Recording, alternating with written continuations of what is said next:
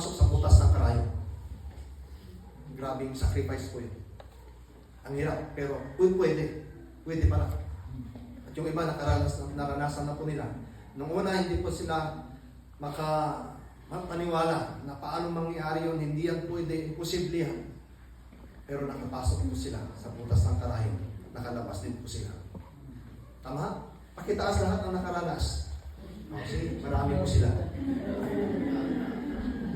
Naranasan po nila yan. Tama po, pero praise be to God. All glory to God. Ang daming iyak po dyan. Okay, iyakan po yan, pawis po yan, ang babaho po ng mga paa ng mga yan.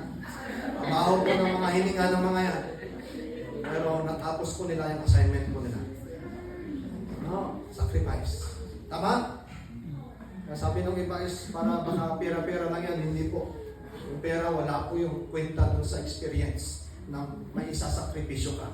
At makikita mo yung isang kapatid mo na laki-laking tao papasok sa butas ng karayo. At nakapasok ng labas. Lahat ng imposible sa Diyos. Diba? Nakita po natin yun, the power of prayer. Dahil po sa padalangin at dahil po sa tulong ng Diyos na ating Ama. Alam ko po, sa personal po na experience niyo, marami rin po kayo na pagdaanan na butas ng karayo. Akala nyo hindi nyo na makakayanan. Akala nyo hindi ka na makakarating sa finish line. Pero nakarating pa rin sa tulong ng may kapal. Amen? So, decision po, no? Ayaw ko pong patagalin. Gusto ko patagalin. Gusto ko sana marinig ng Vice President ng Mountain Province. Kung wala pa. Mumutayin po natin yun. Dala-dala po niya yung patubak ng buntok. Mountain Province. Nagpa-request po ako ng tapoy, rice wine ng Mountain Province. Hindi ko lang po alam kung dala niya. May sacrifice din po kaninang umaga. May dala po sila Pastor Bill na 2 manok. No? Yung pagkagising po namin, patay na yung isa, may sacrifice na. Pero salamat po sa team po ng Abra, salamat po sa kambing. Pagkain po natin dyan, may kambing po dyan, may dinakdakan at saka kaldereta. Palakpakan po natin sila.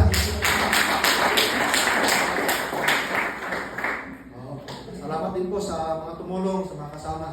Nagtulong-tulong. Actually, Mountain Province, may nagkamali sa GC, nakita ko. Sa GC ng Mountain Province, kasi lahat po ng group chat po na yan, na monitor po namin. Ano po yung mga nangyari, katulad po sa mga nangyari sa Pangasinan.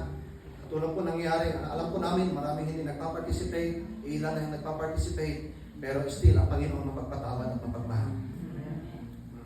Pinapatawad ko po kayo.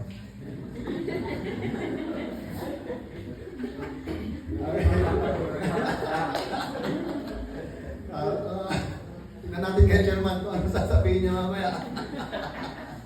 Kaya salamat po sa aking pamilya nandito. And salamat po sa team ng La Union. Meron na nakarating sa La Union. Inaantay ko yung presidente ng La Union. Sabi niya darating. At saka yung sekretary ng La Union. I think, andyan ba pastora yung isang officer ng La Union? Wala. Wala na sila. Praise God. Ano pa? Sinong wala? Abraham, Mountain Province, Pangasinan. Sambales, malayo sila. Tayo na lang daw po pupunta sa Sambales. Yan, ang Mountain Province, nakaanda na po, sir, yung baboy ramo para sa atin. Yan, malaki, mahaba-haba na lang po yung pangil ng baboy ramo yan. Ang Abra, meron 2 baka nakaantay sa Abra, at saka may 4 pa na kambing. Hindi ko alam kung nanganak na po yung iba, baka nabuo ulit, 5 ulit. Salamat po. Ayan, so praise be to God, and sasamahan po natin sa simbahan, sa family, kaya sa foundation po, no? Patuloy po tayo humiling sa Panginoon. Pag po natin tigilan yung prayer chain po natin, yung prayer request po natin, patuloy po tayo.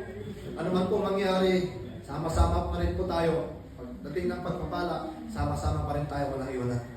Ang Panginoon hindi po mang-iwan sa atin. Amen. Hallelujah. And sa mga laging wala, absent sa meeting, sa prayer meeting, kapatid, pinag-pray ka namin.